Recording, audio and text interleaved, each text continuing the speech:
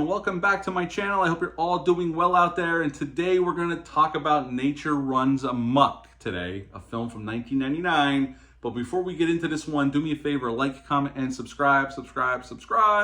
I greatly would appreciate that. And also, as always, a shameless plug for my TeePublic store. I'm obligated to do it. I got to do it.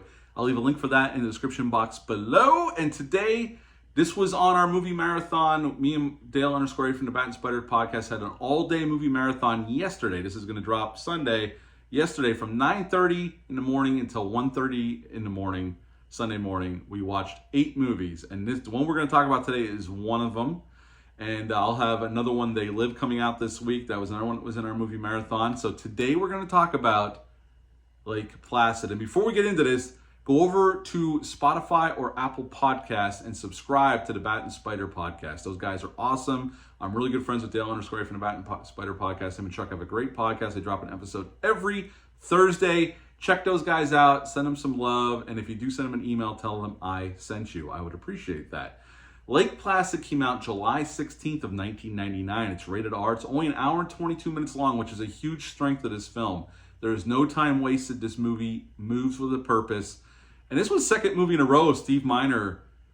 He did Halloween H2O before he did this one. And both movies have a great pace. There's not much wasted space. It just goes for the story they're trying to tell, and they get you out. And I appreciate that. I really do. It's economical storytelling.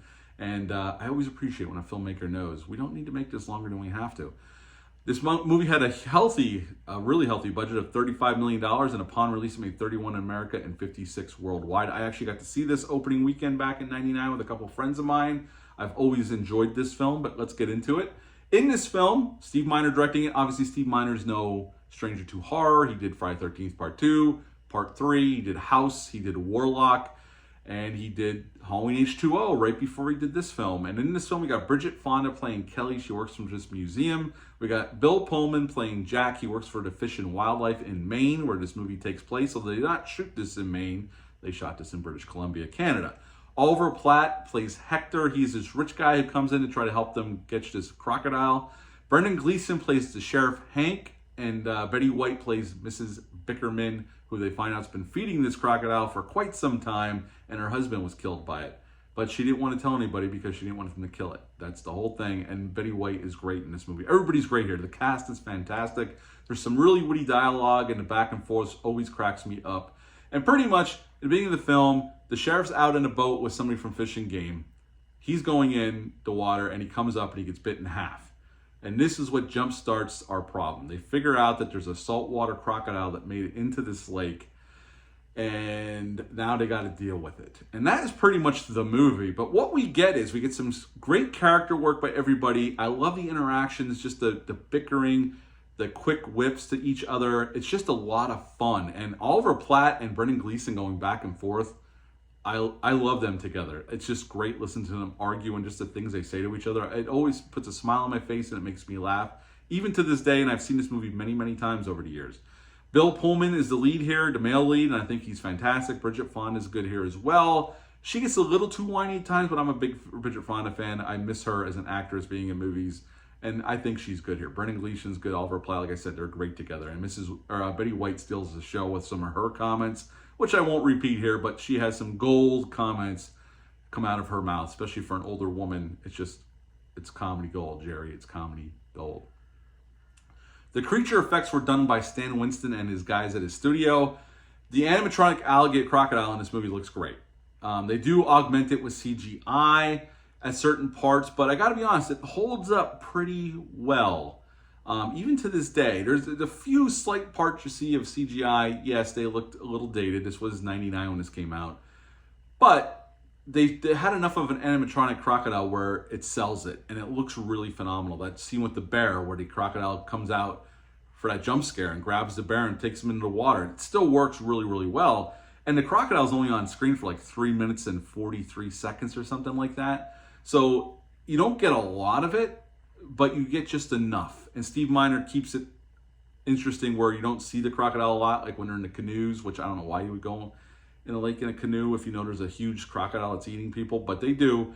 And they use this like the perch flipping in the water, and then the boat gets hit and Kelly gets knocked out of the boat, and we get that suspenseful scene. But we don't ever see the crocodile in that scene. But it's a great scene of suspense without showing the creature or the monster in this part. But it's really just a crocodile. It's not a mutated crocodile. It's just a really large crocodile that made it to Maine and is wreaking havoc on this lake. And that's pretty much Lake Placid.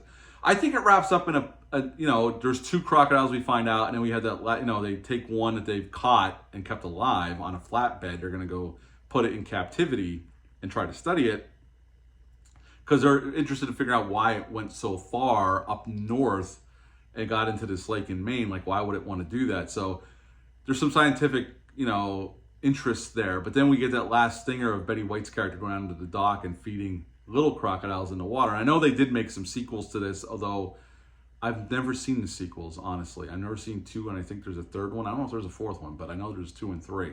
I think they're on Tubi, though. Maybe I'll check those out. I'm always up for a cheesy crocodile movie. I know they're not as good as this one, but I'm a sucker for those, so maybe I'll sit down and check those out one of these days, and I'll review those as well. But I've always enjoyed this one since I've seen it back in '99. This is a fun creature feature with a great cast, some cool, gore gags. The guy gets his head bit off. The guy gets cut bit in half. There's some fun stuff here for sure. And, there's enough comedy to lighten the mood. And I just like the characters a lot. So at the end of the day, I really like this movie. I would give Lake Placid an 8.5 out of 10. 8.5 out of 10 for Lake Placid. What are your thoughts on this movie? Leave a comment down below. Let me know. Hit the thumbs up. Hit the subscribe button. Share this video. I greatly would appreciate that. I will be back soon with some more reviews. But until next time, bye.